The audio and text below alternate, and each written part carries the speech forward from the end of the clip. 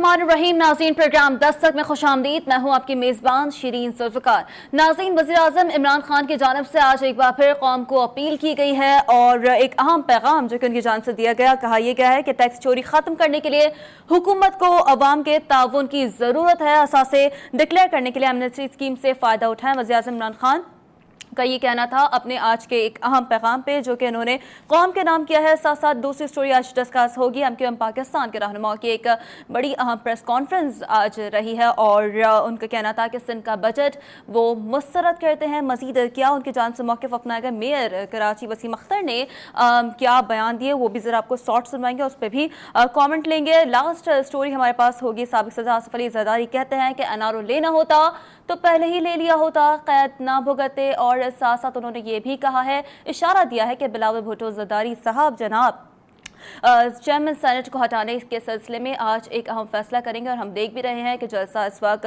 बेनज़ीराबाद में जारी है। क्या ऐलान उनकी जानिब से आता है और इस ऐलान पर रद्द अमल क्या जनाब सामने आता है, इस पर भी बात होगी। हमारे साथ मौजूद होंगे मौजूद हमारे मेहमान। लेकिन प्रोग्राम में यहाँ वक्त हुआ है एक शॉर्ट ब्रेक का। Stay with us because you are watching Dastak.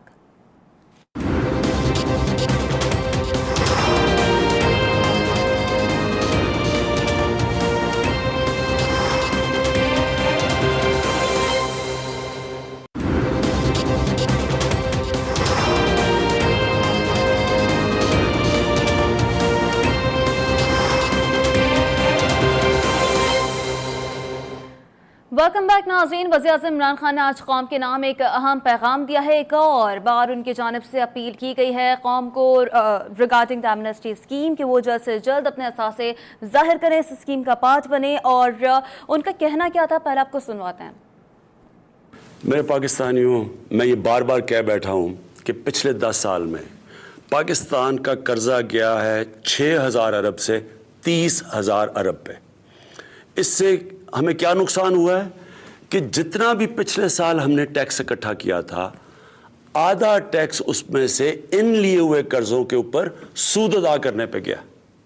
इसका मतलब क्या है कि हम कर्जों की दलदल में इस वक्त फंसे हुए हैं। इसको अंग्रेजी में डेट ट्रैप कहते हैं। मतलब ये है कि आज हम कर्ज ले रहे हैं सिर्फ इन लिए हुए कर्जों के ऊपर सूद अदा करने पे। हम यहाँ क्यों पहुंचे हैं? करप्शन और दूसरी टैक्स की चोरी की वजह से। आपको ये फिक्र नहीं करनी चाहिए अब करप्शन की, क्योंकि उसको तो हम छोड़ेंगे नहीं। मसला अब है टैक्स की चोरी का। टैक्स की चोरी खत्म करने के लिए मुझे अब आपकी जरूरत है। अगर गवर्नमेंट और पब्लिक मिलेगी नहीं साथ, हम इन कर्जों की दलदल से नहीं निकल सकते। मैं आपके लिए एक स्कीम लेके आया हूँ, वो है कि अपने असासे डिक्लेयर करें और ये 30 जून तक है।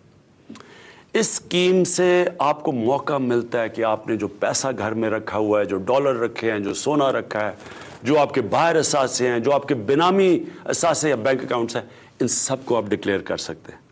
ये आपके पास सुनहरी मौका है।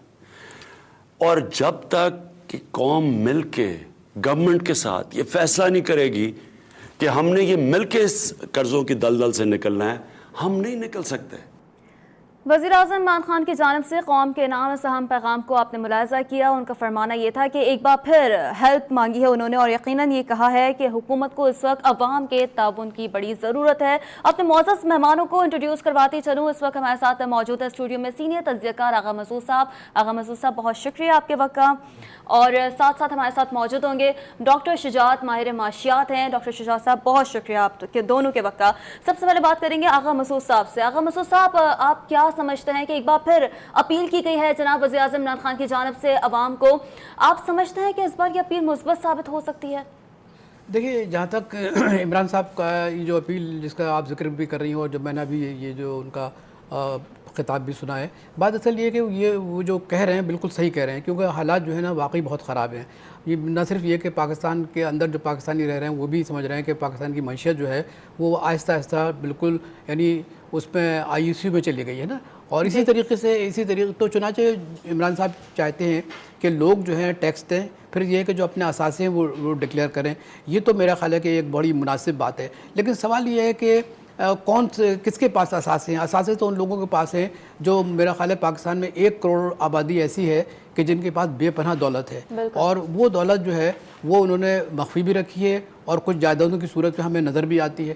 تو چنانچہ جب تک کہ وہ 1 کروڑ لوگ کہ جو بہت بڑی دولت کے وارث بھی ہیں, مالک بھی ہیں, اگر وہ مطلب یہ کہ آگے نہیں بڑھیں گے تو مڈل کلاس یا لوور مڈل کلاس سے آپ ٹیکس کی امید رکھنا ٹھیک ہے کہ وہ بھی دیتے ہیں ٹیکس, سورس پہ ان کے تنخواہ پہ کٹ جاتے ہیں یا ان کو چھوٹے موٹے جو پروگرام ملتے ہیں اس سے بھی وہ کٹ جاتے ہیں. تو میں یہ سمجھ رہا ہوں کہ سب کو مل کے یہ کوشش کرنی چاہیے. لیکن سب سے بڑی بات یہ ہے کہ اہل ثروت لوگ جو ہیں, جو مالدار لوگ ہیں, جن کے پاس بے پناہ دولت ہے, ان کو چاہیے کہ وہ کم از کم آگے بڑھیں. بات اصل یہ ہے کہ میں پھر دوبارہ آپ کی خدمت میں عرض کرنا چاہتا ہوں کہ یہ جو اپیل ہے یہ بڑے درد مندانہ انداز سے کی گئی ہے. اور یہ کہ یاد رکھیے کہ پاکستان کا استحکام اگر پاکستان ہے تو ہم ہیں, اگر پاکستان مضبوط ہوگا, پاکستان کی معیشت مضبوط ہوگی تو بہت ادارے بھی مضبوط ہوں گے. لیکن آپ کو معلوم ہے کہ اگر پاکستان کی معیشت کمزور ہوئی اور مطلب یہ کہ اس میں توانائی نہیں آ سکی, یعنی جن کے پاس بے نامی اکاؤنٹس ہیں, جن کے پاس بہت بڑی جائیداد ہے اور جن کے پاس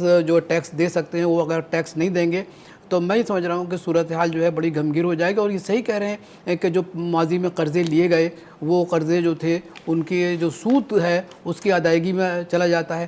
تو میں یہ سمجھتا ہوں خود عمران صاحب کا یہ مطلب تشویش نہیں ہے, یہ تشویش ان سارے پاکستانیوں کی ہے جو شعور ہیں, جو ان کو معلوم ہے کہ پاکستان اس وقت کس صورتحال سے دو چار ہے. تو میری تو کم از کم دانش میں یا میری فہم میں یا میری سوچ میں یہ سمجھتا ہوں کہ اس اپیل پر ہمیں لبیک کرنا چاہیے, ہمیں سوچنا چاہیے کہ ہم کس طریقے سے اپنے ملک کی خدمت کر سکتے ہیں. دیکھیے یہ بات یاد رکھیے کہ یہ گزشتہ آنے والے 3 ماہ پاکستان کے لیے بہت ہی زیادہ ٹیسٹنگ ٹائم ہے. اور یہ ان 3 ماہ کے اندر اگر ہم نے اپنے آپ کو نہیں سنبھالا اور اپنے حالات کو نہیں سدھارا اور ہم اسی طریقے سے ایک دوسرے کے دامن کو حریفانہ کھینچتے رہے تو میں یہ سمجھ رہا ہوں کہ یہ صورتحال بہتر نہیں ہوگی. میں ایک اور بات بھی عرض کرنا چاہتا ہوں, شیریں کہ بائی پارٹیزن جو ہے نا وہ طریقہ کار اختیار کرنا چاہیے. دیکھیے جب تک کہ ہم بائی پارٹیزن نہیں کریں گے, ہم ایک دوسرے سے نہیں ملیں گے, جیسے کہ مطلب زرداری صاحب نے بھی کہا, شہباز شریف صاحب نے بھی فرمایا, لیکن سوال یہ ہے کہ ایک طرف تو یہ بائی پارٹیزن کی بات کرتے ہیں, پھر یہ کہ چاہتے ہیں کہ جو میثاق معیشت بھی بن جائے, مگر وہ پھر کیسے بنے گا جب تک کہ ایک دوسرے کے آپ قریب نہیں آئیں گے. اب مسائل ہر ایک کو ادراک ہے, یقین کے میں آپ کہہ سکتا ہوں کہ زرداری صاحب کو بھی ادراک ہے, جناب نواز شریف صاحب کو بھی ادراک ہے اور شہباز شریف کو ادراک ہے کہ اس ملک کو اگر ہم نے ان 3 ماہ کے اندر حالات کو بہتر نہیں کیا اور اس کو نہیں سنوارا تو میں سمجھ رہا ہوں کہ ہم ناقابل تلافی نقصان اٹھائیں گے. اور اب پاکستان جو ہے اس نقصان کا متحمل نہیں ہو سکتا, کیونکہ پاکستان کو چاروں طرف سے دشمنوں نے گھیر رکھا ہے. اور یہ بات جو ہے میں نہیں کہہ رہا ہوں, یہ بات وہ لوگ سارے کہہ رہے ہیں کہ جو مطلب شعور رکھتے ہیں, جو رائٹرز ہیں, جو سوچتے ہیں, جو مختلف سیمینار میں جا کے اپنے خیالات کا اظہار کرتے ہیں. تو میں یہ سمجھ رہا ہوں کہ یہ مت دیکھیے, ایک بڑا مشہور قول ہے مولا علی کا کہ یہ مت دیکھیے کہ کون کیا کہہ رہا ہے بلکہ دیکھیے کیا رہا ہے. تو ہمیں یہ تھوڑی دیر کے لیے اس عداوت کا جو ایک عنصر ہماری پالیٹکس میں آ گیا ہے اور ہماری پالیٹکس کی وجہ سے جو نئی نسل جو ہے وہ بڑی بیزار نظر آتی ہے, وہ سمجھتی ہے کہ اس قسم کی پالیٹکس سے پاکستان جو ہے وہ مزید عدم استحکام کی طرف جا رہا ہے. تو میرے اپنی ذاتی رائے یہ ہے کہ ہمیں تھوڑی دیر کے لیے اپنے جو ناراضگی ہے اس کو دور کریں اور یہ کہ قریب آ کے پاکستان کے اندر جو اس اقتصادی جو صورتحال ہے اس کو سنبھالنے کی کوشش کریں. اور اگر ہم نے سب میں یہ کام کر لیا, ماضی میں جو کچھ ہوا اس کو بھول جائیے. اور یہ میں ایک بات یہ عرض کر دوں, آپ زرداری صاحب سے لاکھ اختلاف کریں لیکن ایک اچھی بات انہوں نے کہی کہ ہمیں آگے کی طرف دیکھنا چاہیے. اگر ہم آگے کی طرف دیکھیں گے تو یقینی طور پر یہ ہے کہ ہمارے وہ مسائل جو ہم کو درپیش ہیں وہ حل ہو سکتے ہیں. اور یہ ایک قسم کی مفاہمتی جملہ ہے, اس جملے کے اندر ایک مفاہمت نظر آتی ہے, دوستی نظر آتی ہے, تعاون نظر آتا ہے. تو یہ تو میرا خیال ہے کہ بہت اچھی بات ہے. اور میری اپنی ذاتی رائے یہ ہے کہ ڈاکٹر آغا صاحب, جس طریقے سے آپ بڑی امپورٹنٹ بات کر رہے ہیں کہ یقیناً ایک لمحہ فکریہ ہے اس وقت, اس اپیل پر سوچنا بنتا ہے, عوام کا سوچنا بھی چاہیے. اس وقت ڈاکٹر شجاعت صاحب نے بھی ہمیں جوائن کیا, ماہر معاشرت ہمارے ساتھ موجود ہیں, ان سے بھی ذرا جان لیتے ہیں ان کا موقف. ڈاکٹر شجاعت صاحب, آپ کیا سمجھتے ہیں کرنٹلی جو سیناریو ہے سرکمسٹانسز کا, ایمنسٹی اسکیم کے حوالے سے سر بتائیے گا, how much beneficial it could be with the present financial circumstances. بسم اللہ الرحمن الرحیم. بہت شکریہ آپ کا پروگرام میں انوائٹ کرنے کا. میں تھوڑا سا یہ بتا دوں کہ ایمنسٹی اسکیم کا پرپس کیا تھا, یہ کیوں گورنمنٹ انٹروڈیوس کروائی تھی. اور میرا یہ ماننا ہے کہ اس کو تھوڑا سا مس لیڈ کر دیا گیا. سلسلہ یہ ہے کہ ایمنسٹی اسکیم 2 طرح کے لوگوں کو بینیفٹ کے لیے انٹروڈیوس کروائی تھی. ایک تو ظاہر ہے کہ وہ لوگ تھے جن کا ہم ذکر کر رہے ہیں جی کہ انہوں نے کرپشن کی یا بلیک منی تھا یا کسی بھی طریقے سے انہوں نے ال گاٹن منی کا جس کو وائٹ کرنا تھا.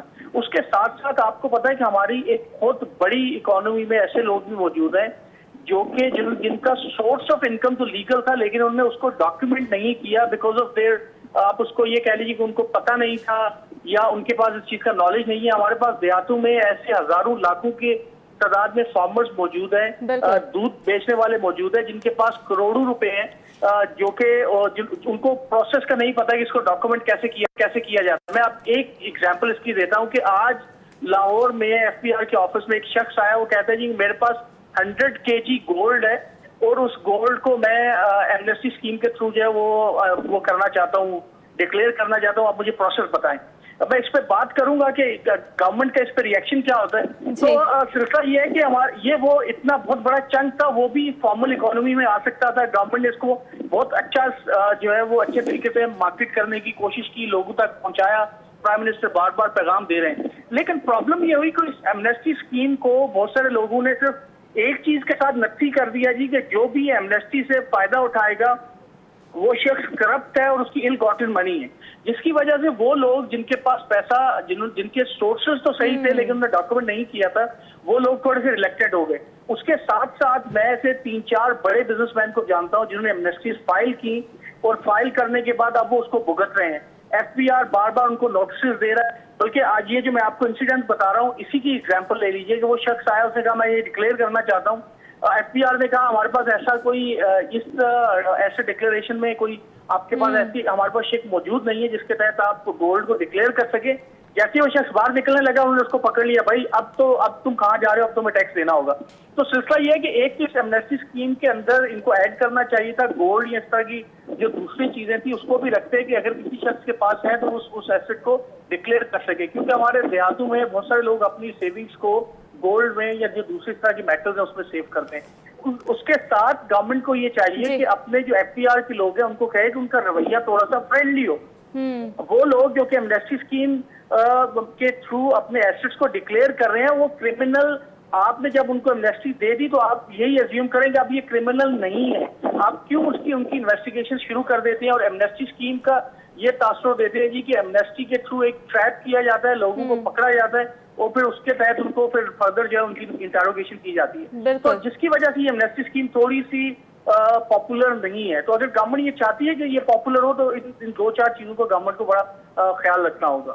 ٹھیک ہے ڈاکٹر شجاعت صاحب, جس طریقے سے آپ بات کر رہے ہیں کہ ایسے میں سسٹم کا رول بھی بڑا میٹر کرتا ہے. ڈاکٹر شجاعت صاحب ساتھ ہی موجود رہے گا. آغا صاحب کی جانب بڑھوں گی اس سوال کے ساتھ کہ آغا صاحب آپ کس طریقے سے دیکھتے ہیں role of F P R is currently questionable right now this moment, اور دوسری جو بات کی ہے ڈاکٹر شجاعت صاحب نے بھی اس پر بھی آپ سے میں آپ کا تجزیہ جاننا چاہوں گی کہ کنسیپٹ بڑا میٹر کرتا ہے جس طریقے سے اس ایمنسٹی اسکیم کو مارکیٹ کیا گیا ہے. سر دیکھیں ڈاکٹر صاحب نے جو بات کی نا میں ان سے بالکل اتفاق کروں گی کہ جو ثانوی درجے کی بیوروکریسی ہے پاکستان میں اس کا رول جو ہے بہت گندا ہے. I am sorry to use the word, it's a very dirty rule. اور وہ کیا کرتے ہیں کہ جب in particular to F B R کے لوگوں کو اگر یہ معلوم ہو جائے کہ آپ جناب آپ کچھ چیزیں جو ہیں واپس کرنا چاہتے ہیں, آپ کے پاس کچھ دولت ہے اس کا کچھ حصہ دے کر اپنا مطلب حب الوطنی کا ثبوت دینا چاہتے ہیں, یہ حب الوطنی کا ثبوت جو ہے نا وہ بیچارہ دے رہا ہے, لیکن یہ کہ پھر اس کے بعد جو ایک سلسلہ شروع ہوتا ہے اس کو تنگ کرنے کا, ہراساں کرنے کا. تو بھائی بات اصل یہ ہے کہ عمران صاحب نے تو یہ اپنا جملہ کہا تھا کہ میں نے ہدایت کر دی ہے کہ وہ کسی کو بھی ہراساں نہیں کریں گے, لیکن جب ہماری لوور بیوروکریسی ہے کہ جو مطلب بنیادی طور پر عوام سے یا تاجروں سے یا صنعت کاروں سے کانٹیکٹ کرتی ہے تو اس کا رویہ بہت ہی مختلف ہوتا ہے. یہی وجہ ہے کہ ایمنسٹی اسکیم تو انہوں نے پیش کی تھی, شاید خاقان عباسی صاحب نے بھی, وہ بھی میرا خیال ہے کہ کوئی زیادہ فروٹفل ثابت نہیں ہوئی. اب یہ ایمنسٹی اسکیم ہے جس کے لیے عمران صاحب جو ہے روز عوام سے خطاب کرتے ہیں. بس سوال یہ ہے کہ ایک شخص جو ہے نا وہ اپنے حب الوطنی کا ثبوت دیتے ہوئے بہت سی چیزیں دینا چاہتا ہے, لیکن بعد میں جب لوگوں کو ہراساں آپ کریں گے, آپ ان لوگوں کے ان کی مزید ان سے معلومات حاصل کریں گے, ٹٹولیں گے, تو میرا خیال ہے کہ اس سے اسکیم جو ہے نا وہ کامیاب نہیں ہو سکتی. اور مجھے بڑا افسوس کے ساتھ یہ کہنا پڑتا ہے کہ دیکھیے اب بھی ہم جو ہے نا اس چیز کا ادراک نہیں رکھ رہے کہ ہم کس مشکل کی طرف سفر کر رہے ہیں. یہ آئندہ میں پھر دوبارہ ریپیٹ کر رہا ہوں آپ کی خدمت میں شیریں کہ آئندہ 3 مہینے پاکستان کے لیے بہت ہی مطلب یہ کہ آپ نہیں سمجھتے یہ کیا ہو سکتا ہے. تو میری صرف گزارش یہ ہے کہ ہماری جو بیوروکریسی ہے اس کو اپنا رویہ عوام دوست بنانا چاہیے اور یہ سمجھنا چاہیے کہ دیکھیے یاد رکھیے اگر پاکستان نہیں ہے تو ہم بھی نہیں ہیں. آپ سیریا کی مثال دیکھ لیجئے, آپ لیبیا کی مثال دیکھ لیجئے, ہے نا, اور دنیا میں آپ جناب عراق کی مثال دے. میں آپ کو مثالیں دے دوں کہ مسلمانوں کے ملکوں کے ساتھ کیا کیا طاغوتی قوتوں نے, سامراج نے. تو اب آپ دوبارہ مطلب یہ کہ پاکستان کو اسی ڈگر پہ آپ لے جا رہے ہیں. اور پھر یہ ہے کہ اگر خدا نہ خواستہ گاڈ فاربڈ اگر ایسا ہوا تو پھر یہ آپ کی دولت کس کام آئے گی؟ وہ تو پھر تو بیرونی طاقت جو ہے نا آپ کی دولت کو قبضہ کریں گے, آپ کو بھی غلام بنائیں گے اور آپ کو سلیو کی طرح ٹریٹ کریں گے. آپ پوری تاریخ پڑھ لیجئے کہ کس طریقے سے مطلب بڑی قوموں نے, طاقتور قوموں نے چھوٹی قوموں کے ساتھ کیا ہے. تو میں یہ سمجھتا ہوں کہ ہماری بیوروکریسی کو دیکھیے, ہم سیاستدانوں کو تو بدنام کرتے ہیں کہ بڑے برے ہیں, ہے نا صاحب, کرپشن کرتے ہیں, ٹھیک ہے کرتے ہیں, لیکن اس کے ساتھ ساتھ یہ ہے کہ وہ عوام کے لیے بھی کچھ دیتے ہیں. ایسا تو نہیں ہے کہ کرپشن کرنے کے بعد ساری چیزیں اپنے پاس رکھتے ہیں. لیکن یہ جو بیوروکریسی جو کہ چھپی ہے, جو کہ مخفی ہے اور کسی تنقید کی زد میں بھی نہیں آتی ہے نا, وہ تو مطلب ظاہر ہے کہ بڑے مزے سے وہ اپنا کام کر کے, اور ساری تنقید جو ہے وہ یا تو پھر اس کے پولیٹیشنز کی طرف چلی جاتی ہے. پھر یہ ہے کہ اگر کوئی زیادہ ہی میرا خیال ہے کہ پھر وہ بعد میں یہ ہے کہ ڈکٹیٹر کو مطلب مورد الزام ٹھہراتے ہیں. تو میں یہ عرض کر رہا ہوں آپ سے کہ دیکھیے کہ کوئی بھی اسکیم کو اگر آپ کو کامیاب بنانا ہے تو آپ لوگوں کا اعتماد حاصل کریں. لوگوں کا اعتماد حاصل کرنا بڑا ضروری ہے. آغا مسعود صاحب بڑی امپورٹنٹ بات کر رہے ہیں, اور اسی سوال کے ساتھ میں بڑھوں گی. ڈاکٹر شجاعت صاحب بھی ہمارے ساتھ موجود ہیں. ڈاکٹر شجاعت صاحب, جس طریقے سے آغا صاحب بھی بات کر رہے ہیں کہ اس تمام سچویشن میں ایک ٹرسٹ ڈیفیسٹ جو پایا جا رہا ہے عوام کی جانب سے, بڑا ضروری ہے اس پر کام کرنا. آج وزیر اعظم عمران خان صاحب نے بھی اس بات کا ذکر کیا ہے, 8,000 ارب ہم ہر سال اکٹھا کر سکتے ہیں. یہ وہی بات ہے جو انہوں نے وینگ وزیر اعظم بننے سے پہلے بھی کہی تھی. آپ کیا سمجھتے ہیں کہ اب ٹرسٹ ڈیفیسٹ ایگزسٹ کر رہا ہے, اور اس کو میٹ کرنے کے لیے جو ٹارگٹس بتائے جا رہے ہیں کیا وہ ایزیلی اچیویبل ہیں؟ جی ڈاکٹر شجاعت صاحب. بالکل. ہلو جی ڈاکٹر شجاعت صاحب پلیز. میں بالکل آغا صاحب کی بات سے اتفاق کرتا ہوں کہ یہ جو بیوروکریسی ہے یہ بہت زیادہ ٹربل کریٹ کر رہی ہے. دیکھیں سلسلہ یہ ہے کہ گورنمنٹ ابھی تک ٹرسٹ ڈیفیسٹ کو پورا کرنے کے لیے کوئی پریکٹیکل جو پالیسی میجرز ہے وہ نہیں لے رہی ہے. خان صاحب کی بالکل بڑی اچھی بات ہے, وہ بڑی زبردست طریقے سے سپیچ کر رہے ہیں, وہ دل سے بول رہے ہیں, لوگوں کو نظر بھی آتا ہے, لیکن یہ ٹرکل ڈاؤن ان کا افیکٹ نہیں ہو رہا. کل کی بات ہے, میں ایک جو بڑے بزنس مین ہے اس سے ملا ہوں, انہوں نے کہا کہ ہمارے ساتھ جو FBR کر رہا ہے میں اس کا بتا نہیں سکتا ہوں.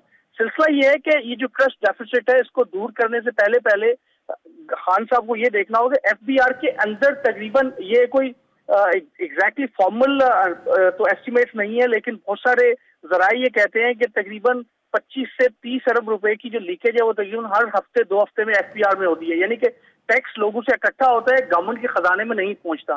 تو یہ جو ٹیکس لیکیج ہے یہ اٹسیلف ایک بہت بڑا اماؤنٹ ہے جس پہ خان صاحب کو اس پہ فوکس کرنا ہوگا, نمبر 1.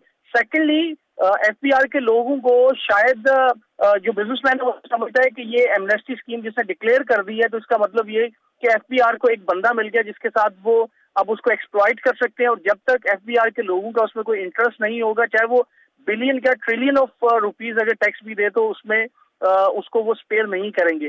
تو یہ جو ریفلیکشن آ رہی ہے بزنس مین کی سائڈ پہ, اس کے لیے ان بزنس مین کو جو ایمنیسٹی اسکیم میں اپنے ایسٹس ڈکلیئر کر رہے ہیں ان کو بلانا ہوگا, ان سے بات چیت کریں, ان سے فیڈ بیک لیں. وہ جتنے بھی لوگ ایسٹ ڈکلیئر کر رہے ہیں پراپرلی ان کی ایک لسٹ کریں. گورنمنٹ پرائم منسٹر ہو سکتا ہے ایک اسپیشل ٹاسک فورس بنائے, ان سے بات چیت کریں کہ بھائی آپ کو کوئی تنگ تو نہیں کر رہا, آپ کو کوئی پرابلم تو نہیں ہے, اور اس چیز کو ایڈورٹائز کریں کہ جی دیکھیں جو لوگ ایسٹس کو ڈکلیئر کر رہے ہیں ہم ان کو تنگ نہیں کر رہے, ہم ان کو آئندہ سے اگر وہ ٹیکسیشن کرنا چاہتے ہیں تو ہم ان کو فیسیلیٹیٹ کر رہے ہیں. اس کے ساتھ ساتھ ایک اور بڑی امپورٹنٹ چیز, اگر آپ دنیا کے دوسرے ممالک میں دیکھیں جہاں پہ ایمنیسٹیز انٹروڈیوس کروائی گئی تھی, اس کے ساتھ ساتھ ایک اور انسٹیٹیوشنل ارینجمنٹ یہ کی جاتی ہے کہ گورنمنٹ اپنے ان لوگوں کے لیے جن کو پتہ نہیں ہے کہ ٹیکسز کس طرح دیے جاتے ہیں, ڈاکومنٹیشن کیا ہوتی ہے, فیسیلیٹیشن آفیسز کھولیں.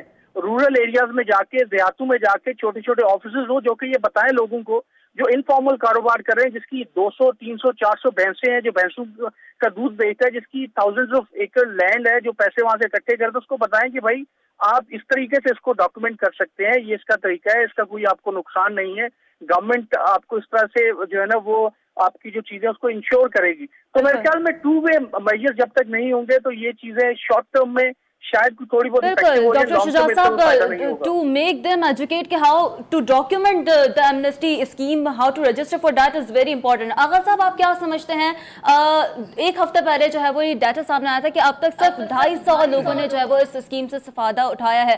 آپ سمجھتے ہیں کہ ایجوکیشن نہیں ہے, لیک آف نالج ہے جس کی وجہ سے اس طرح کے پرابلمس آ رہے ہیں, یا وہی والا ایک ایشو ہے جو ہم بات کر رہے ہیں کہ دیر از اے ٹرسٹ ڈیفیسٹ جس کی وجہ سے ابھی تک صرف یہ ڈیٹا ہمارے پاس آ سکا ہے؟ ایک بات سنیے, دیکھیے ٹرسٹ ڈیفیسٹ تو آپ نے اچھی بات کی, لیکن اس کے ساتھ ایک خوف ہے. مثال کے طور پر کہ دیکھیے دنیا میں جو سب سے خطرناک چیز اگر کسی انسان کے ذہن میں ہوتی ہے وہ خوف ہوتا ہے. اچھا, اور خوف کا ذکر قرآن میں بھی آیا ہے, بھوک اور خوف کا بار بار آیا ہے. تو میں صرف یہ کر رہا ہوں کہ یہ جو خوف کی جانب سے مطلب ان لوگوں کی جانب منتقل ہوتا ہے تو اس وجہ سے لوگ پسپائی اختیار کرتے ہیں, وہ کہتے ہیں بھائی ٹھیک ہے آپ کو جو کچھ کرنا ہے کر لیجئے. تو یہ جو خوف کی فضا ہے, وہ خوف کی فضا جو ہے نا, ایک تو ٹرسٹ ڈیفیسٹ ہے جس کا شجاع صاحب بھی فرما رہے تھے اور آپ بھی کہہ رہی ہیں, لیکن یہ خوف کی فضا کو دور کرنا چاہیے اور یہ بتانا چاہیے کہ دیکھیے ہم سب محب وطن ہیں, ہم سب پاکستانی ہیں اور ہم جن حالات سے گزر رہے ہیں یہ ہمارا فرض ہے اور یہ ہمارا ملی فرض ہے, یہ ہمارا دینی فرض ہے, یہ ہمارا ایمانی فرض ہے, یہ ہمارا مطلب یہ کہ بحیثیت ایک پاکستانی فرض ہے کہ ہم اس کو کامیاب بنائیں. دیکھیے آپ کو معلوم ہے کہ ڈاکومنٹیشن کی بات چل رہی تھی, شوکت عزیز صاحب نے بھی ڈاکومنٹیشن کا سلسلہ شروع کیا تھا, لیکن بعد میں معلوم ہوا پیٹرول پمپ پہ ٹیلی فون پر یہ کر کے کیا, اس میں بھی وہ ناکام ہو گئے. تو میری مراد یہ ہے کہ شوکت عزیز صاحب خود ناکام نہیں ہوئے یا مشرف صاحب ناکام نہیں ہوئے, بلکہ یہ کہ ان کے ساتھ کسی نے تعاون نہیں کیا. ہم آج جو جس صورتحال سے دو چار ہیں وہ یہ کہ ہمارا جو ایک انورڈ لکنگ ہمارا جو انداز ہے نا وہ بہت ہی خطرناک ہے. ہم اپنے مفادات کی روشنی میں ملک کے مسائل کو حل کرنے کی کوشش کرتے ہیں. مفادات کیا ہوتا ہے؟ دنیا میں سب سے بڑا مفاد تو پاکستان ہے, دوسرے میں سب سے بڑے مفاد تو جو ہے وہ عوام کا ہے جو غریب ہیں بیچارے ہے نا, جن کو ایک وقت کا بھی کھانا بڑی مشکل سے ملتا ہے. پھر اس کے بعد یہ پھر یقین کریں کہ پورے پاکستان میں ایسے بااثر لوگ ہیں جو غریبوں کو کھانا کھلاتے ہیں. یہی وجہ ہے کہ پاکستان میں انقلاب ابھی تک نہیں آیا بھوک کی بنیاد پر. لوگ کھانا, کراچی میں دیکھیں کتنے سینٹرز کھلے ہوئے ہیں جس کے اندر لوگوں کو کھانا ملتا ہے. تو میں یہ عرض کر رہا ہوں کہ دیکھیے پھر ایک اور ذریعہ ہے جو عمران صاحب سے میں درخواست کروں گا. دیکھیے بھٹو صاحب کا آخری بجٹ میں لکھا تھا کہ ہم زرعی آمدنی پہ انکم ٹیکس لگائیں گے. زرعی آمدنی کا جہاں ذکر آتا ہے تو فوراً جو ہے نا بڑے بڑے ماہر معاشیات کہتے ہیں بھائی وہ ان کے پاس تو 1000 مطلب اس کے پاس کوئی بڑی زمین نہیں ہے, 5 بیگھہ ہے, 20 بیگھہ کہنا, یعنی آل دیٹ ایکچولی وہ بات یہ کہنا چاہتے ہیں کہ nobody is ready actually to put زرعی انکم ٹیکس. تو اب تو یہ اگر آپ نہیں کریں گے تو آپ مجھے بتائیے اتنا بڑا شعبہ, چاہے آپ اس سے مطلب 1 بلین روپے حاصل کریں اس ذریعے, لیکن وہ کم از کم پیسہ that will come into the national exchequer وہ اس میں تو آئے گا نا. تو یہ ساری چیزیں process of accountability is very important. Shortly doctor Shuja صاحب آپ سے جاننا چاہوں گی, since we are very speedy towards moving towards our next segment, 30 June is the last date for اس اسکیم سے استفادہ حاصل کرنے کے لیے. What's going to be next, کیونکہ اب تک کا جو ریکارڈ سامنے آیا ایک ہفتے پہلے کا صرف 250 لوگوں نے اس اسکیم سے استفادہ کیا ہے. What's going to be next after 30 June, since this was 2 days before appeal which was made from Prime Minister? دیکھیں جی, ایک تو یہ کرنا چاہیے, میرا خیال یہ ہو سکتا ہے بہت سارے لوگ اس سے اتفاق نہ کریں کہ ٹیکس ایمنسٹی کی ڈیٹ کو 1 مہینے کے لیے یا 2 مہینے کے لیے کم سے کم ایکسٹینڈ کر دیں, نمبر 1. سیکنڈلی جو کموڈیٹیز ہیں اسپیشلی گولڈ کو اس میں انکلوڈ کیا جائے ایسے ڈکلیریشن میں. میں آپ کو بتا دوں کہ پاکستان میں زیادہ تر وہ لوگ جن کے پاس ارن منی ہے, پراپر جنہوں نے پیسہ کمایا ہے, انہوں نے اس کو گولڈ میں رکھ دیا اور لوگوں کو پتہ نہیں ہے کہ گولڈ کی ڈاکیومنٹیشن کیا ہوتی ہے, اسپیشلی رورل ایریاز میں.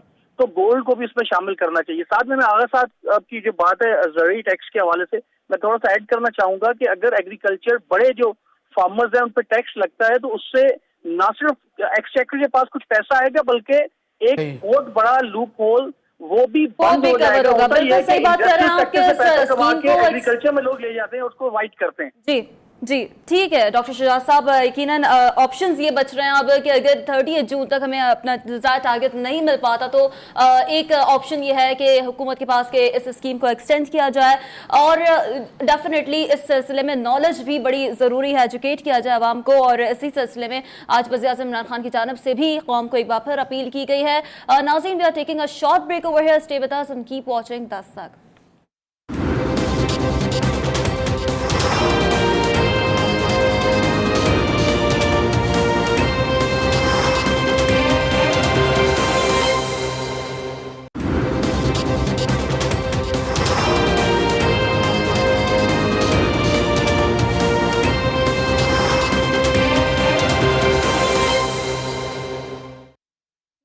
नाज़रीन, MQM पाकिस्तान के रहनुमा की जानिब से आज एक इंतहाई अहम प्रेस कॉन्फ्रेंस की गई और उन्होंने सिंध का बजट जो है वो मुस्तरद किया है। इसी पर राय जानेंगे। आगा मसूद साहब हमारे साथ मौजूद है। आगा मसूद साहब, ये जो ब्लेम गेम है सबसे ज़्यादा इसमें सिंध मुतासर हो रहा है। सर, आप क्या समझते हैं, कितना इम्पैक्ट हो सकता है इस ब्लेम गेम का, और आप मजीद इस पर क्या बताएंगे कि आगे जिस तरीके की सिचुएशन हम देख रहे हैं, स्पेशली पोर्ट्रेइंग कराची, कितना इम्पैक्ट हो सकता है सर?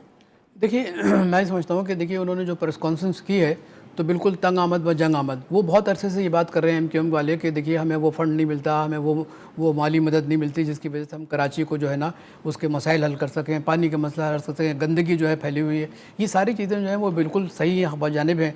लेकिन सवाल ये है कि इस वक्त तो हुकूमत पीपल्स पार्टी की है और पीपल्स पार्टी इस बात का दावा करती है कि हम अंदरूनी सिंध और शहरी सिंध को साथ लेके चल रहे हैं। लेकिन मैं ये समझ रहा हूँ कि ऐसा नज़र मुझे तो कम से कम नज़र नहीं आ रहा, क्योंकि शहरी सिंध के जो मसाइल हैं वो बहुत गंभीर हो चुके हैं और बहुत ज़्यादा मतलब ये कि उन मसाइल की वजह से लोगों को परेशानी है। मिसाल के तौर पर आज ही देख लीजिए कि पानी का मसला कितना संगीन मसला है। हालांकि आपको मालूम है कि हब डैम जो है पूरा भरा हुआ है पानी से, और ये बात बताई गई थी कि पानी के मसाले। आगा साहब, इस वक्त बैरिस्टर आमिर हसन साहब ने हमें ज्वाइन किया, उन्हें वेलकम करेंगे प्रोग्राम में, उनका मौक़िफ़ जानेंगे। बैरिस्टर आमिर हसन साहब, बहुत शुक्रिया आपके वक़्त। सर, MQM पाकिस्तान के रहनुमाओं की जानिब से आज प्रेस कॉन्फ्रेंस की गई। खालिद मकबूल सिद्दीकी साहब जनाब कहते हैं कि गुर्बत की लकीर के नीचे लाया गया है लोगों को। सर जी बिल्कुल, ये जिन्होंने प्रेस कॉन्फ्रेंस की है मेरे ख्याल से वो इस वक्त वफाकी वजीर हैं और जो साथ बैठे हैं वो भी बारहा वजीर रह चुके हैं।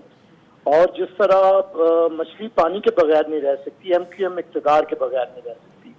हम हमेशा कोशिश करते हैं कि एज पॉलिटिकल फोर्स इसे साथ लेके चलें। 88 में बीबी ने इन्हें गवर्नमेंट में शामिल किया, 90 में ये मियाँ साहब के साथ गवर्नमेंट में शामिल हो गए, उन्हें छोड़ के दोबारा फिर हमारी गवर्नमेंट में शामिल हो गए, हमें छोड़ के फिर दोबारा मियाँ साहब की गवर्नमेंट में चले गए, उसके बाद ये जनरल मुशर्रफ की गवर्नमेंट में रहे, फिर हमारी गवर्नमेंट में रहे और आजकल ये इमरान खान की गवर्नमेंट में है। और ये हमेशा एहसास महरूमी की बात करते हैं। देखिए, अब तो ये तमाशा आप लोगों को भी इन्हें मेरे ख्याल से एक्सपोज करना चाहिए कि वो लोग जो हमेशा इक़्तिदार में हो और वफाकी वजीर रोना रो रहा हो हुकूमत में, ये रोना रोए कौमी असेंबली के अंदर वहां पे अंदर खड़ा होके, और हम तो ये रोना रोते हैं कि हमेशा इन्हें अच्छी वजारतें दी, बजट पूरा सर, आप यही कहना चाह रहे हैं कि वसाइल का इस्तेमाल नहीं किया जा सकता, लेकिन उनकी जानिब से शिकवा ये पाया जाता है कि वसाइल है ही नहीं हमारे पास। इस वक्त ख्वाजा ज़ालुल हसन साहब ने भी हमें ज्वाइन किया है, MP हैं, उन्हें वेलकम करेंगे प्रोग्राम में, उनसे भी मौक़िफ़ जानेंगे। ख्वाजा ज़ालुल हसन साहब, अस्सलाम वालेकुम, बहुत शुक्रिया वक्त देने के लिए।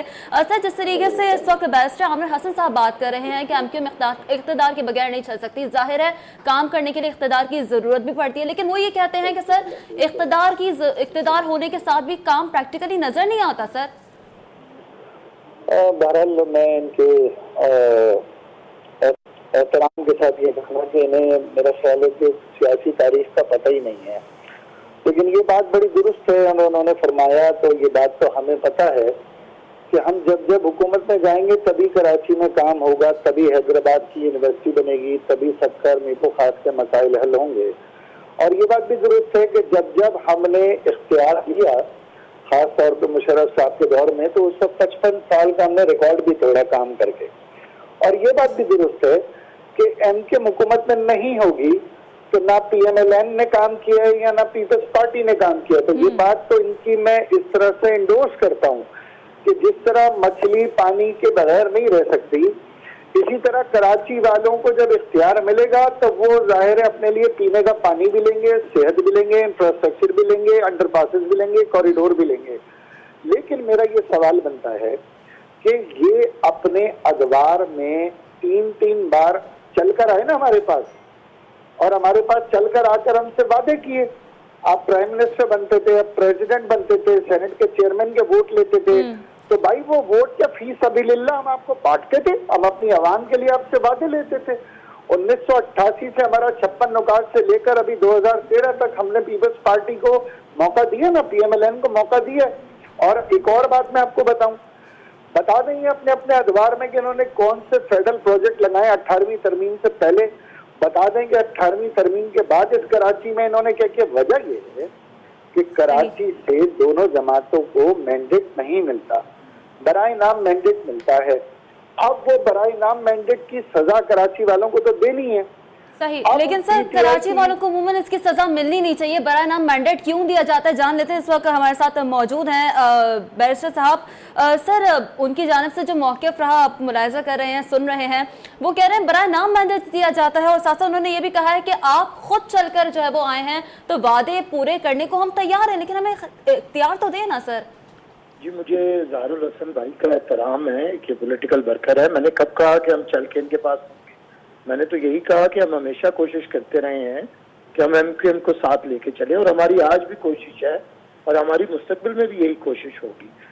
جہاں تک دوسری بات رہی کہ مینڈیٹ کسے ملتا ہے کسے نہیں ملتا, اب جو ان کا کراچی کے اوپر ایک کلیم تھا وہ تو ان کے اپنے اتحادی سے ان سے چھین کے لے گئے نا. اب تو مینڈیٹ مل گیا ہے کراچی کا پی ٹی آئی کو, اب تو ان کے پاس بھی وہ جو ایک ڈھول پیٹنے کا سامان تھا وہ نہیں رہا ہے. اس کے باوجود کہ انہوں نے کہا کہ کوئی ڈاکو آ کے لوٹ کے لے گیا, پھر اسی ڈاکو کی قیادت کے اندر ووٹ, انہوں نے کہا نا ڈاکو لوٹ کے لے گیا, ڈاکہ ڈلا ان کے ووٹوں کے اوپر, اور اسی ڈاکو کی قیادت میں یہ چند وزارتیں لے کے بیٹھے ہوئے ہیں. دیکھیں بات یہ ہے کہ اگر آپ نے اتنے اچھے اچھے کام کراچی میں کیے تھے تو کراچی کیوں نہیں سنورا, کراچی کیوں بہتر نہیں ہوا؟ آپ کو اتنے وسائل چلیں, ہماری حکومتوں نے, آپ نے کہہ دیا جمہوری حکومتیں تو آپ کو کبھی بھی میرے خیال میں آپ نے کہہ دیا کہ اچھا نہیں ہمارے ساتھ کرتی تھی. میں نہیں سمجھتا کہ ایم کیو ایم والے بارگیننگ کے اندر اتنے کمزور کبھی رہے ہیں کہ یہ سینٹ کے چیئرمین کے لیے, پریزیڈنٹ کے لیے, پرائم منسٹر کے لیے ووٹ دے دیتے ہوں اور اپنے حصے کی ساری چیزیں نہ لیتے ہوں. وہ یہ حصے سے زیادہ ہی لینے والے لوگ ہیں, کم والے نہیں ہیں. لیکن یہ بھی تو بتائیں کہ مشرف کے دور پہ عنایات بڑی تھی ان کے اوپر, بڑی عنایات ہوں, تو کیا کراچی کتنا خوبصورت ہو گیا, کتنا بہتر ہو گیا؟ اس کے اندر کیا پانی کا مسئلہ وفاق نے حل کر دیا؟ اس کے باقی سارے مسئلے حل ہو گئے؟ کیا وہاں پہ لوگوں کو روزگار مل گیا؟ وہ تو ڈکٹیٹر کا دور تھا نا, اس میں تو کوئی مشکلات نہیں تھی, کوئی چیزیں بانٹنی نہیں تھی. تو میں آج بھی کہتا ہوں اظہار الحسن بھائی کو کہ میرے خیال سے آج کل یہ جو انہوں نے تھوڑی سی ڈائریکشن دوبارہ چینج کی ہوئی ہے اور فورسز کی طرف, پولیٹیکل فورسز کی طرف آئیں. ڈائریکشن چینج کے لیے بیرسٹر صاحب ساتھ ہی موجود رہے گا. آغا صاحب بھی ہمارے ساتھ چونکہ اسٹوڈیو سے موجود ہیں, تھوڑا سا ختم کرنے دیں بات کو پلیز. میں کہہ رہا ہوں کہ اگر ہم لوگ سندھ کے جتنے لوگ ہیں پولیٹیکل فورسز ہیں وہ اکٹھے ہوں اور وفاق سے اپنا حصہ لیں اور پھر سندھ کے لوگوں کی خدمت کریں, اور ہم اس میں ایم کیو ایم کے ساتھ ہیں, ہم ان سے نہ کبھی لڑے ہیں نہ لڑنا چاہتے ہیں. جب یہ پولیٹیکل فورس بنتے ہیں ہم ان کے ساتھ ہوتے ہیں. جب یہ خراب تھے اب تو خود انہوں نے وہ جو دہشت گردی کی فورس تھی اس سے انہوں نے اظہار برات کر دیا اور ان سے منہ موڑ لیا, تو اب تو ہماری ان سے لڑائی ہی کوئی نہیں. ٹھیک ہے, بیرسٹر عامر حسن صاحب ساتھ ہی موجود رہے گا. آغا مسعود صاحب آپ کچھ کہنا چاہ رہے تھے, کچھ ایڈ کرنا چاہ رہے تھے؟ میں یہ عرض کر رہا ہوں, بیرسٹر صاحب جو مشرف صاحب کے دور کا ذکر کر رہے ہیں اور ایم کیو ایم کے اتحاد کی بات کر رہے ہیں, میرا خیال ہے کہ ان کو یہ سمجھنا چاہیے کہ مشرف صاحب کے زمانے میں پورے پاکستان کی اکنامی جو تھی نا وہ 7% گروتھ تھی. تاریخ میں اتنی بڑی گروتھ پاکستان میں کبھی نہیں ہوئی. دوسری بات یہ کہ مصطفیٰ کمال کو انہوں نے 300 ارب روپے دیے تھے, جس کی وجہ سے آج آپ دیکھ رہے ہیں کہ کتنے فلائی اوور بنے, کتنی سڑکیں بنی اور کیا صورتحال تھی. میں خود بھی واٹر بورڈ کا چیئرمین رہا ہوں, مجھے معلوم ہے کہ صورتحال کیا تھی. تو میں عرض یہ کر رہا ہوں کہ دراصل لوگوں کو ریئلسٹک اپروچ رکھنا چاہیے. محض یہ کہ ایک جذبات میں آ کے کسی کے کام کو, کسی کے نام کو جو ہے نا آپ مسترد کر دیں یا اس کو آپ درخور اطمینان نہ سمجھیں, میرا خیال ہے کہ یہ مناسب طریقہ کار نہیں ہے.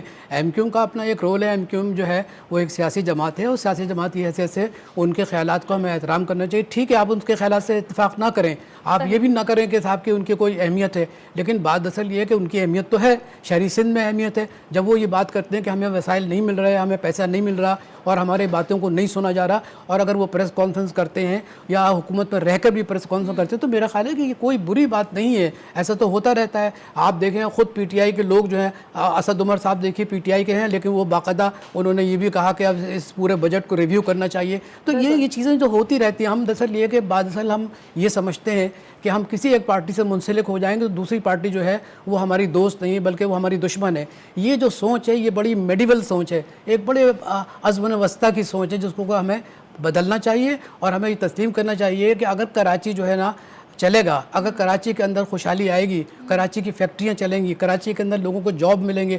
حیرت کی بات یہ ہے کہ کوئی مجھے بتائیے کہ کراچی میں انڈسٹریلائزیشن ہوا نہیں ہوا, اور پھر یہ مجھے بتائیے کہ کراچی میں کتنی سکھ انڈسٹری ہیں جس کے بارے میں ہم نے کتنے کالم لکھے کہ اس سکھ انڈسٹری کو مراد علی شاہ صاحب, قائم علی شاہ صاحب آپ اون کریں, کوئی اون کرنے کو تیار نہیں ہے. جب تک آپ جس طریقے سے آپ بات کر رہے ہیں ریئلسٹک اپروچ ہونی چاہیے. اس وقت خواجہ زار حسن صاحب ہمارے ساتھ موجود ہیں, ان سے بات کر لیتے ہیں. جس طریقے سے آج پریس کانفرنس ہو رہی تھی, خالد مقبول صدیقی صاحب نے کہا تھا کہ سندھ کے شہری سب سے زیادہ ٹیکس دیتے ہیں. سر کراچی کے عوام they are looking after for you people, وہ جاننا چاہ رہے ہیں, وہ دیکھ رہے ہیں سر ریئلسٹک اپروچ رکھ کر ہی کہ ان کے لیے اب کیا ہے, کیا ان کے لیے صرف یہی بیانات ہیں؟ نہیں دیکھیں, ہم نے اپنی کوشش کی ہے اور وفاقی حکومت سے گو کہ ہمیں کم ملا, لیکن 45 ارب روپے کے جو ہم نے منصوبے اور اس کے بعد مزید بھی منصوبے آئیں گے.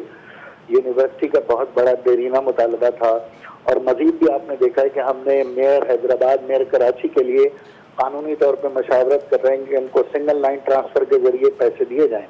تو یہ جتنا بھی ہوا یہ بھی پچھلے تمام وفاقی حکومتوں میں اتنا نہیں ہو سکا.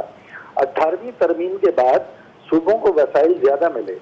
جس صوبے کا ریونیو 40 ارب روپے لوکل تھا, آج اس صوبے کا ریونیو 288 ارب روپے ہے جو لوکل ہے. 900 ارب روپے اس سے فیڈریشن سے ملتا ہے. اس کے بعد بھی اگر صوبے میں ترقی نہ ہو, صوبے کے معاشی حد پہ ترقی نہ ہو, تو یہ سوال ان پر بنتا ہے جن کے پاس اختیار بھی ہے اور اقتدار بھی ہے. آخری میں یہ بات کروں گا کہ بیرسٹر صاحب طے کر لینا کہ ہمارا مینڈیٹ ہے یا ہمارا مینڈیٹ نہیں ہے. ایک طرف آپ ہمیں کہتے ہیں پولیٹیکل فورس بنے, دوسری طرف آپ کہتے ہیں کہ ہمارے پاس مینڈیٹ نہیں ہے. بھائی ہمارا مینڈیٹ چرایا گیا ہو یا نہ چرایا گیا ہو, جان لیتے ہیں. خواجہ زار صاحب جان لیتے ہیں, بیسر صاحب ساتھ موجود ہیں, ان سے جان لیتے ہیں. بیسر صاحب آپ نے گفتگو ملاحظہ فرمائی, وہ کہہ رہے ہیں طے کر لینا مینڈیٹ ہے یا نہیں ہے. یہ تو طے خواجہ صاحب کو کرنا ہے نا کہ ان کا مینڈیٹ چوری ہوا ہے یا نہیں ہوا. ہم تو ان کی بات پہ یقین کریں گے, ضرور کریں گے اگر یہ کہے گا, کیونکہ اپوزیشن پارٹیز تو کہتے ہیں کہ ڈاکہ ڈالا گیا ہے. تو یہ طے تو خواجہ صاحب نے اور ان کی پارٹی نے کرنا ہے کہ وزارتیں اہم ہیں یا ڈاکوؤں کو پکڑنا اہم ہے جنہوں نے ان کے ہاتھ کے اوپر ڈالا. دوسری بات یہ ہے کہ میں دیکھیں, میں اب بھی یہ بات کہتا ہوں political force M Q M ہے, لیکن ان کی حیثیت اسی الیکشن کے اندر کم دکھائی گئی ہے یا کم ہوئی ہے. اب یہ بھی فیصلہ انہوں نے کرنا ہے, تو میں نے اسی کے تحت بات کیا. لیکن ان کی اگر حیثیت کم بھی ہوئی ہے تو اس سے ان کے پولیٹیکل فورس ہونے پہ تو کوئی شک نہیں رہا.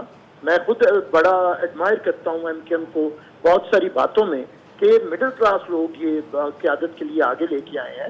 خواجہ صاحب جیسے لوگ ہیں, فاروق ستار صاحب جیسے لوگ ہیں, دوسرے بہت سے لوگ ان کے قیادتیں کرتے رہے ہیں, تو ہم اسے اپریشیٹ بھی کرتے ہیں. لیکن مجھے حیرانگی یہ ہوئی کہ آپ نے پیپلز پارٹی کا ایک بندہ بلا لیا اور ایم کیو ایم کے 2 بلا لیے. خواجہ صاحب کا تو ہے تو یہی کہ وہ تجزیہ نگار ہیں, لیکن انہوں نے جس طرح فرمایا, میں نے ساری تعریف کی گفتگو کے اندر کوئی ایک سخت لفظ ایم کیو ایم کے بارے میں نہیں کہا, اور یہ بھی نہیں کہا کہ وہ پولیٹیکل فورس نہیں ہے. حسن صاحب آپ کے وقت کا فائدہ اٹھاتے ہوئے ایک چھوٹے سا سوال ہے, وہ جاننا چاہوں گی آپ سے. سر آج سابق صدر آصف علی زرداری نے بھی گفتگو فرمائی, انہوں نے کہا ہے بلاول بھٹو صاحب فیصلہ کریں گے چیئرمین سینیٹ سے متعلق. سر جاننا چاہیں گے فیصلہ ہو گیا ہے, وجہ کیا رہی؟ سر بڑا شارٹلی پلیز اگر آپ کامنٹ کر دیں. اگر فیصلہ ہو گیا ہوتا تو آصف علی زرداری صاحب نام بتا دیتے, وہ میرے سے بہت معتبر ہیں پارٹی کے اندر. ظاہر ہے ابھی فیصلہ نہیں ہوا اور یہ فیصلہ اے پی سی کے اندر ہوگا. لیکن ایک بات ضروری ہے کہ خواجہ صاحب سے میں امید رکھتا ہوں کہ وہ تجزیہ نگار کے طور پہ کریں. میں نے کوئی ایسا لفظ استعمال نہیں کیا. ٹھیک ہے سر, بہت شکریہ. ہمارے ساتھ موجود تھے بیرسٹر عامر حسن صاحب, اور ساتھ ساتھ خواجہ زار حسن صاحب ہمارے ساتھ موجود تھے, اور ساتھ ساتھ سینئر تجزیہ کار آغا مسعود صاحب نے بھی آج کے پورے پوائنٹ کیا تھا. آپ تینوں حضرات کا بہت بہت شکریہ. ناظرین, پروگرام کا وقت یہاں ختم ہوتا ہے, مجھے دیجیے گا اجازت. اپنا رکھیے گا بہت سارا خیال. اللہ حافظ.